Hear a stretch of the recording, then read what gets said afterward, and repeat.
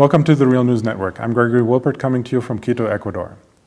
For the second part of this two-part interview with Professor Atilio Boron, we'll be looking at the situation in Argentina. For the first part, we were examining Ecuador.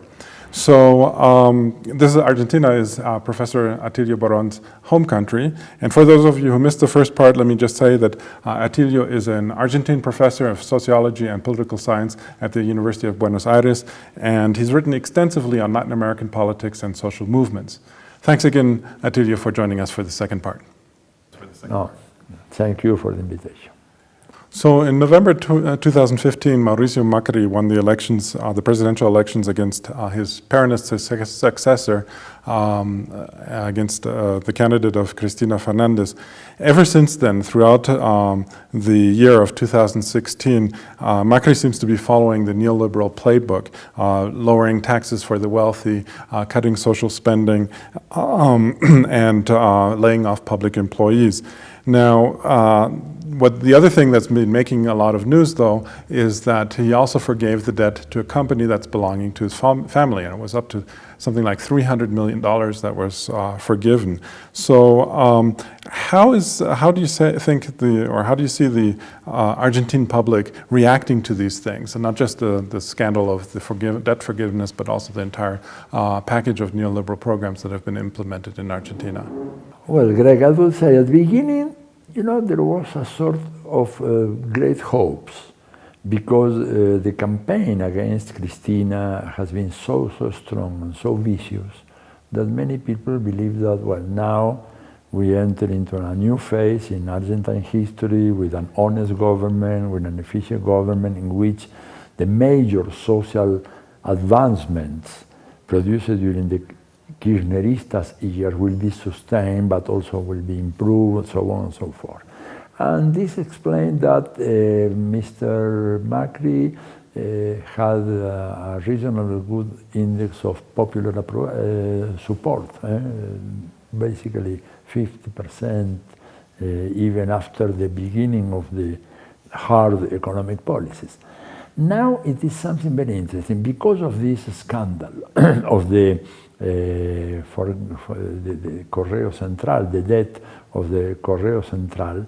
There was a sharp decline in the popularity and the indices of approbation of President Macri.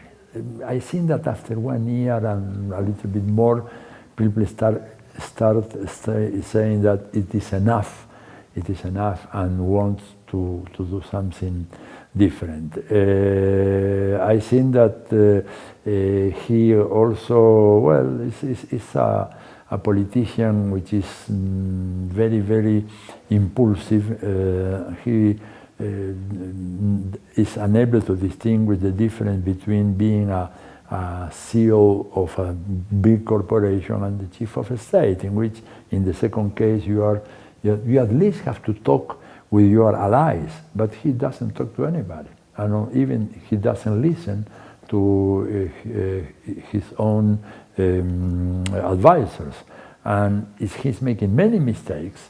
I see mistakes in the sense not that he would like to do other policy, he wants to do this policy, the reconcentration of wealth, decline in real wages, etc., etc. But the way in which he does that creates many resistances, and especially the fact there are three facts. Panama Papers, which is something, it means tax evasion.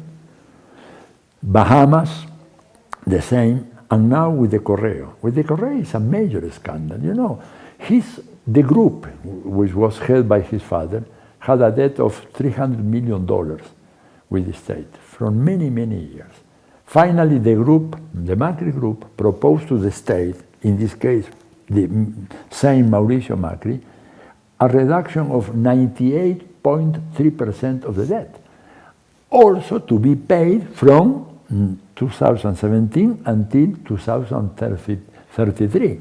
So it was a major scandal, and this has created a very, very delicate situation. I think that this year, in the coming weeks, I would say, will start a very, very serious, offensive, popular reaction, even by people who voted Macri and are now strongly disappointed because they believe that he was an honest administration. He is not.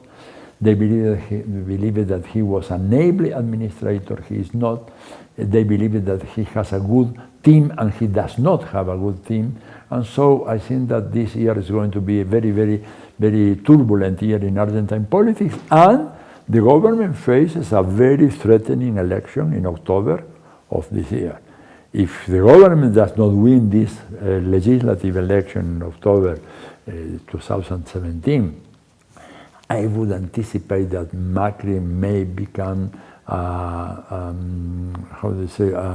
patorrengo, which is the expression in English, lame duck. A lame duck. He will become a lame duck 2 years before ending his term. So this is why he is very, very desperate, trying to see how arrange things. But it's going to take a lot of good luck and favorable international economic environment, which is not there. Now he's going to visit, was invited by Trump to go to the White House in April or May. But of course, Trump, Trump did something which was quite grotesque. After many years of preventing the imports of lemons from Argentina, which is perhaps the greatest lemon producer in the world, finally Obama said, okay, you can bring. And after Trump take over the presidency, he cut that possibility, saying that lemons will not be imported from Argentina because we have good lemon producers in California and other states of the Union, and so that, not even that. So what kind of help could expect Mr. Macri from the United States? He can even be allowed to export lemons to the US. So what are the social movements and unions planning now, given the situation that you've just described? I hear that there will be a general strike in the second hand of March. Do you think that that will be a success, given the situation? Well, steaming is gaining momentum in this moment, at the present time. No? There is a mounting level of intolerance and anger against the government, because he has been quite able to make enemies where before they have friends. No? For instance, the old people, the pensioners, are now being very, very badly hit by a recent decision of President Macri, which would mean that the amount of the pensions will not be readjusted in a high inflation country on the basis of the official index, but something which is less than half of the official inflation index. So that means that you are putting your hands in the pockets of the pensioners. And they are very, very militant against him now, while they have been quite supportive of Macri in the past. And the same happened with several layers of the wage earners, employees, small entrepreneurs also, okay?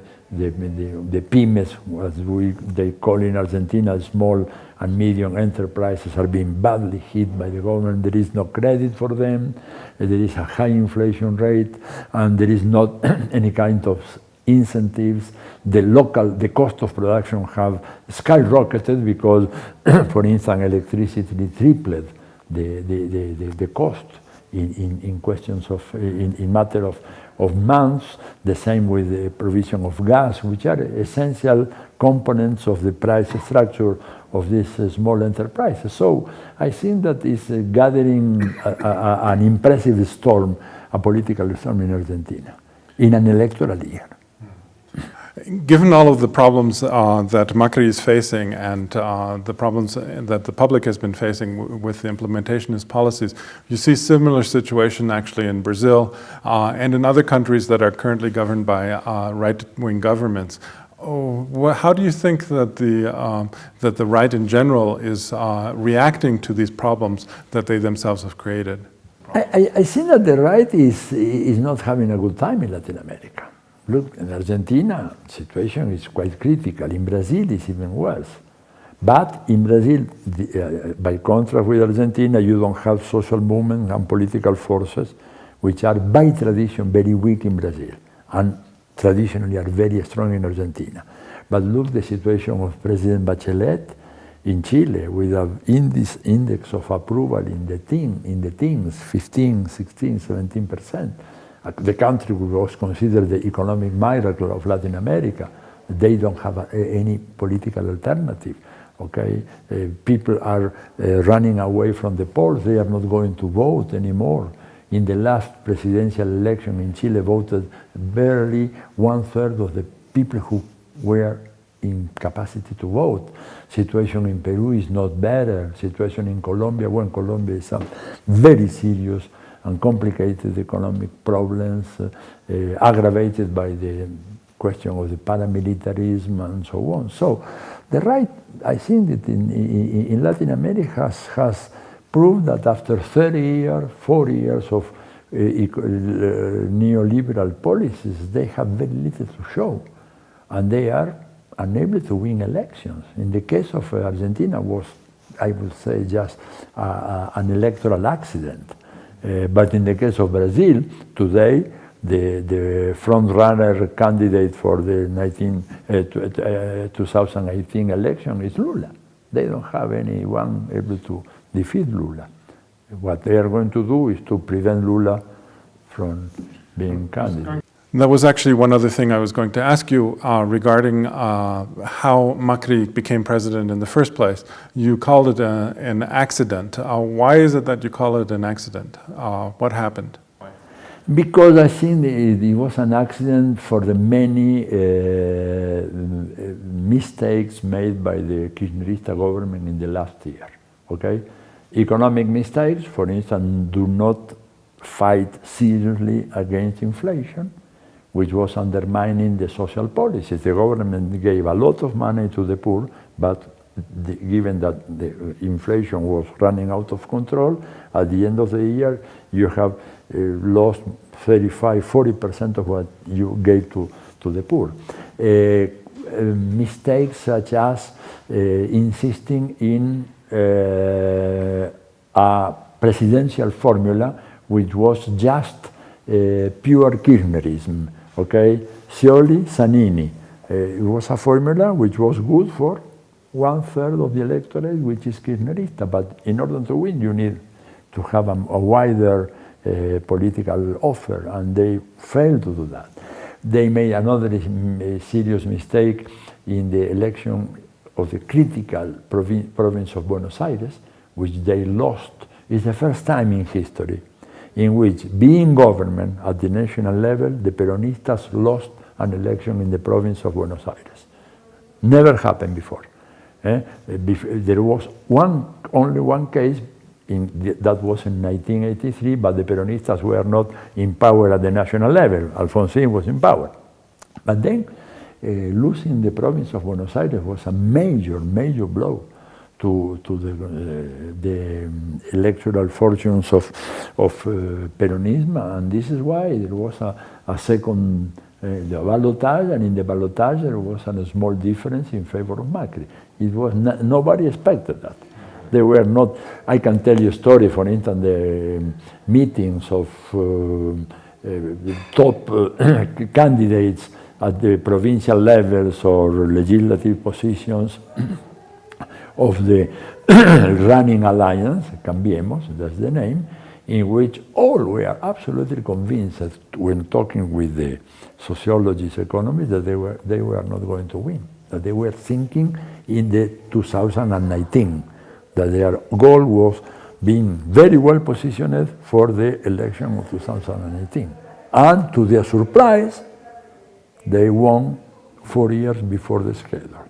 And this you can quote without any doubt that was the case, okay? And that were because of the mistakes made by Kirchnerismo. Cristina is a very interesting politician. She's a long-looking politician, has learned a lot, has studied a lot, is a formidable speaker, okay? But she's not good at the short-term political maneuvering, which you need if you want to win an election. Nestor Kirchner, her husband, was very good at that. Nestor did not have the long look of Cristina, okay? Not even the international dimension that Cristina handles very well. But he was a master in terms of the tricks you need to do in order to prevail in political contest. And Cristina is very bad at that. And didn't have anyone able to do the job, and this is why they lost. With a very simple change in the presidential formula, if instead of Zanini as a second candidate as vice president, they should have elected anyone else, they will have win the election without any problem. But you know, those mistakes are very, very expensive in politics. Well, we've run out of time, but thanks again, Atilio, for joining us for the second part of the interview. No, it's a pleasure to cooperate with Real News. I know that you are doing a very, very good job in many parts, so thank you very much. Thank you so much for joining us for this interview with Professor Atilio Boron about Argentine, Ecuadorian politics in the context of Latin America. And thanks again for watching the Real News Network.